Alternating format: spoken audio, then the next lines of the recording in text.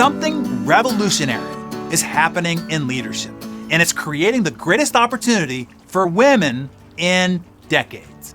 The AI revolution is completely transforming what makes a leader effective.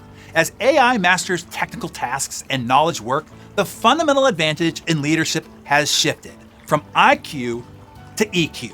And guess who has the statistical edge in emotional intelligence? Yeah, women.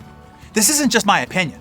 This is what the research consistently shows. Let me share a story that perfectly illustrates this shift. Just last year, I witnessed two parallel situations at two different tech companies. Company A had a critical product launch at risk. The engineering team was months behind schedule, and the marketing team was growing frustrated.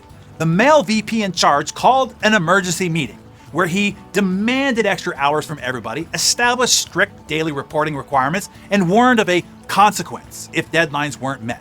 The results? 3 key team members resigned within weeks, morale plummeted across departments, and the product launched 6 months late, costing the company over $3 million in lost revenue. Now, let's look at Company B. Facing almost an identical challenge, their female VP approached it completely differently. First, she conferenced with each of her team leads individually to understand the real barriers to progress. She discovered engineering wasn't resistant to marketing, they were just struggling with unclear specifications and feared admitting that they needed help.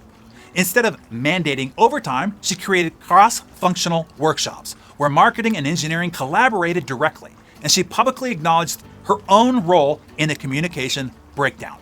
The results? The team rallied together, found creative solutions to accelerate development, and launched just 2 weeks behind schedule. The product exceeded first-year revenue targets by 27%.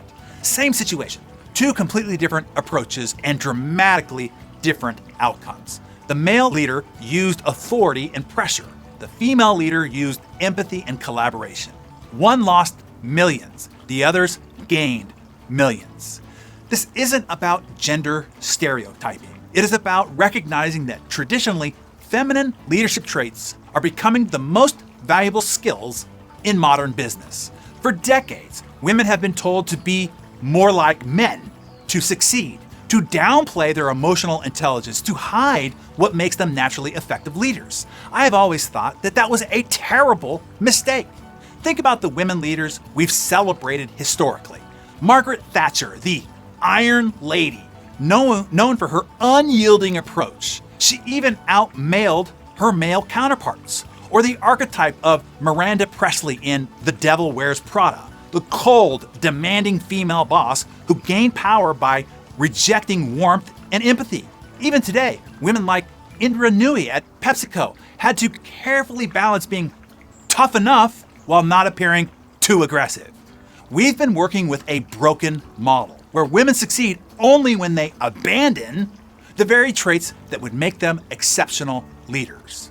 But now, everything, finally, has changed. This is a new era. The authentic female leadership style isn't just acceptable, it's becoming the competitive advantage. Let that sink in. The very qualities many women were told to suppress are now the most valuable assets in the leadership marketplace. This is a historic inflection point, a moment when women can step forward with confidence, knowing their natural strengths align perfectly with what organizations desperately need.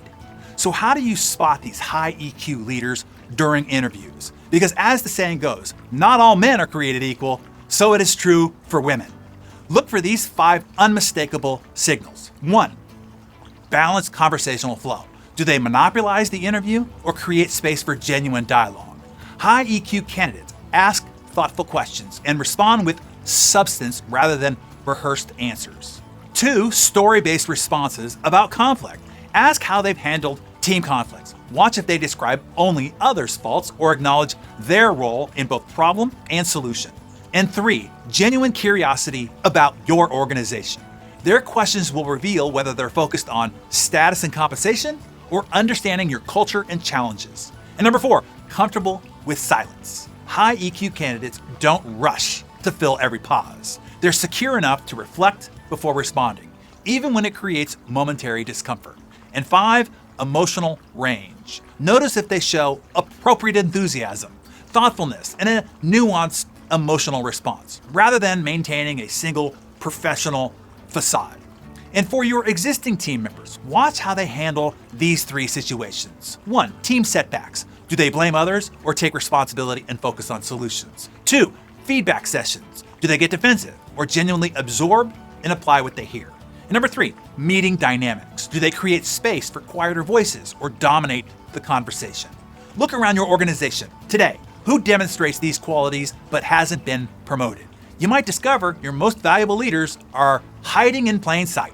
For the women watching this, your moment has arrived. The qualities you may have downplayed are now your greatest strengths. You no longer need to be the female version of Jack Welch or channel your inner Gordon Gekko. The queen bee syndrome of the past, where women felt that they had to be tougher than men to succeed, is now a liability, not an asset. Step forward with confidence. Lead with authenticity, not intimidation. The leadership world is finally catching up to what you've known all along, who you've been all along. And for the men watching this isn't about excluding you.